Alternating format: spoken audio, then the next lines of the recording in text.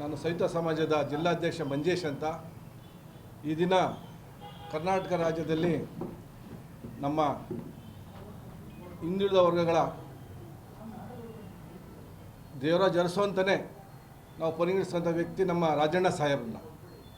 ಇವತ್ತು ನಾವು ಹಿಂದುಳಿದಲ್ಲಿ ಏನು ವರ್ಗದಲ್ಲಿ ಇದ್ದೀವಿ, ನಮ್ಮ ರಾಜಣ್ಣ ಸಾಹೇಬರು ಒಂದು ನಮಗೆ ಬಲಗೈ ಇದ್ದಂಗೆ. ಪ್ರತಿಯೊಂದು ಮನೆಯಲ್ಲೂ ನಾವು ದೇವ್ರ ಫೋಟೋ ಇಟ್ಟಿಲ್ಲ ಅಂದರೆ ಅವ್ರ ಫೋಟೋ ಇಟ್ಕೊಂಡು ನಾವು ಪೂಜೆ ಮಾಡಬೇಕಾ ಬಂದಿದೆ.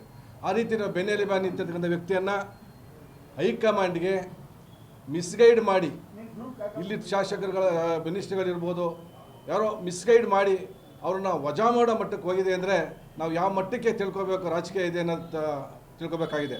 ಕಾರಣ ವಜಾ ಮಾಡುವಂಥ ವ್ಯಕ್ತಿನ ಅವರು 45 ವರ್ಷಗಳಿಂದ ಕರ್ನಾಟಕ ಕಾಂಗ್ರೆಸ್ ಪಕ್ಷದಲ್ಲಿದ್ದು ಕಾಂಗ್ರೆಸ್ ಪಕ್ಷಕ್ಕೆ ದುಡಿದು ಈ ರೀತಿ ಅವ್ರನ್ನ ತೀರ್ಮಾನ ತಗೊಂಡಿರೋದು ಖಂಡನೀಯ. ಇದಕ್ಕೆ ನಾವು ಹಿಂದುಳಿದ ವರ್ಗಗಳಾಗಲಿ ನಮ್ಮ ಸಹಿತ ಸಮಾಜದಿಂದಾಗಲಿ ಅವ್ರನ್ನ ವಿರೋಧಿಸ್ತೀವಿ. ನಮಗೆ ತೆಗೆದಿರುವಂಥವ್ರನ್ನ ವಜಾ ಮಾಡಿರುವಂಥ ಹೈಕಮಾಂಡ್ರು ಇದನ್ನು ವಾಪಸ್ ತೊಗೊಬೇಕು. ಇವ್ರು ಇಷ್ಟು ಮಾತಾಡೋಕ್ಕೆ ವಜಾ ಮಾಡಿದ್ದೀನಿ ಅಂತ ಹೇಳ್ತಾರಲ್ಲ, ಇಷ್ಟು ವರ್ಷ ಹಾಸನದಲ್ಲಿ 30 ವರ್ಷಗಳ ಕಾಲ ಕಾಂಗ್ರೆಸ್ ಪಕ್ಷದ MP ಯಾರು ತಂದಿದ್ರು? ಒಂದು ಕಾಂಗ್ರೆಸ್ ಪಕ್ಷವನ್ನು MP ಗುರ್ಸಿದ್ರು, ಅದು ಒಳ್ಳೆ ಕೆಲಸ ಮಾಡಿಲ್ವಾ? ಆಮೇಲೆ ಈ ರೈತರ ಸಾಲ ಮನ್ನಾ ಮಾಡಬೇಕಾದ್ರೆ CM ಸಿದ್ದರಾಮಯ್ಯನವರೇ ಸ್ವತಃ ಹೇಳಿದ್ದಾರೆ. ಆ ಡಿಸ್ಕಷನ್ ತಗೋಬೇಕಾದ್ರೆ ಸನ್ಮಾನ್ಯ KN ರಾಜಣ್ಣನವರ ಡಿಸ್ಕಷನ್ ಮಾಡಿ ಅವರು ಓಕೆ ಅಂದ ಮೇಲೆ ನಾನು ಡಿಸ್ಕಷನ್ ತಗೊಂಡೆ ಅಂತ ವೇದಿಕೆ ಮೇಲೆ ಸಿದ್ದರಾಮಯ್ಯ ಸಾಹೇಬ್ರು ಹೇಳಿದ್ದಾರೆ.